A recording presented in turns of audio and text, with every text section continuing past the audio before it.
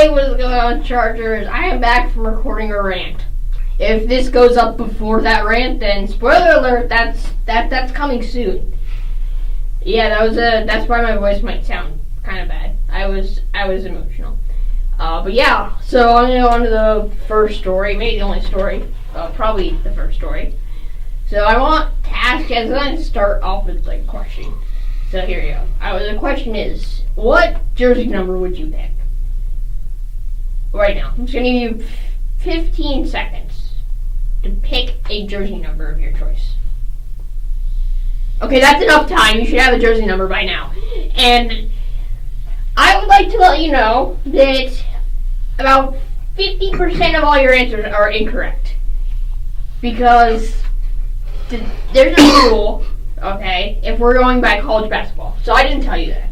But if you're going by college basketball, 50% of your answers are incorrect. I'm adding a lot of things, but whatever.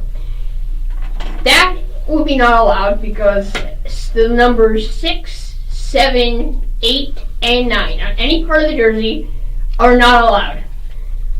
Let me explain. So, apparently, the NCAA actually doesn't know where this rule, officially came from. They just kind of enacted it in the mid-60s. But the thought was that because they have to go over the scores table, the referees, and call foul, if you were to go with, a 2-6, you have 5 fingers on both hands. So that wouldn't really work. But that's the reason this rule exists. And I get, the words, but NCAA, you are a big company who is smart.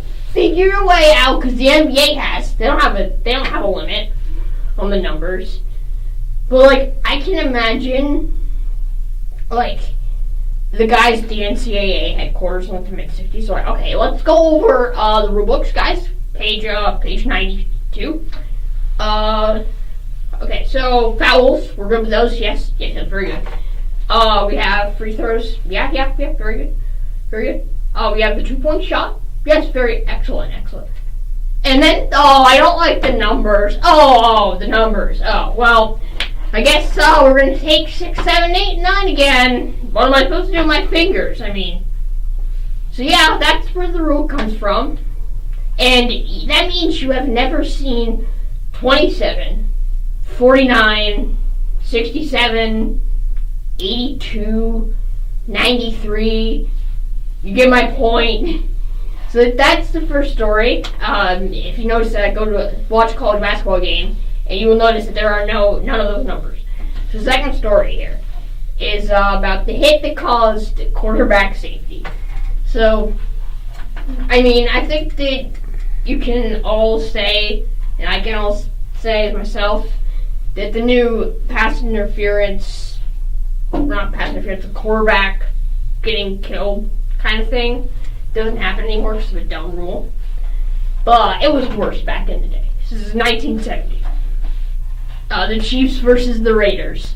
The Chiefs are up by 2 with about a minute and a half to go. The Raiders only have 1 timeout left, and they're on the 50-yard line. 3rd and 6. And quarterback Len Dawson, the Chiefs, he goes, well, I'll run it because this is 1970, and I'm a mobile person. That's all we need. I'll run. Everyone's block for me. Okay? So he goes and does that. And he gets in. He starts running and running. He gets 27 yards. So he slides down like a normal person. And then 3 seconds later, all of a sudden, this big 6'7" monster Ben Davis on the line, defensive line for the Raiders, boom! Absolutely smacks Len Dawson, and that caused a fight. So everyone starts fighting each other. So that when you think the game's over still, you're wrong, because the rule stated back then that if there were multiple personal fouls or whatever you call for that specific instance, then that offsets, and they had to replay the down. They did not get the first down after that moment, even though Ben Davis got ejected and a couple guys from the Chiefs got ejected, another guy on the Raiders got ejected, did not get it. The Raiders came back, kicked the field goal in 1970, and won the game. So probably thinking, that's a regular season game. it doesn't matter too much in terms of like the season.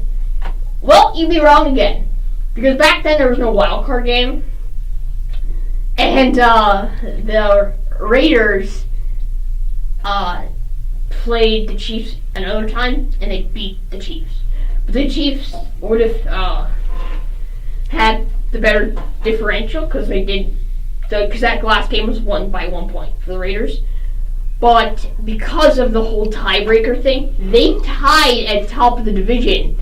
But because the Raiders had won both games, that caused the Raiders to move on in the playoffs and knock out the Chiefs. So yeah, that hit caused quarterback safety to be in question. So yeah, I hope you guys enjoyed Storytime again. I'm probably going to do one of these every week. And yeah, peace.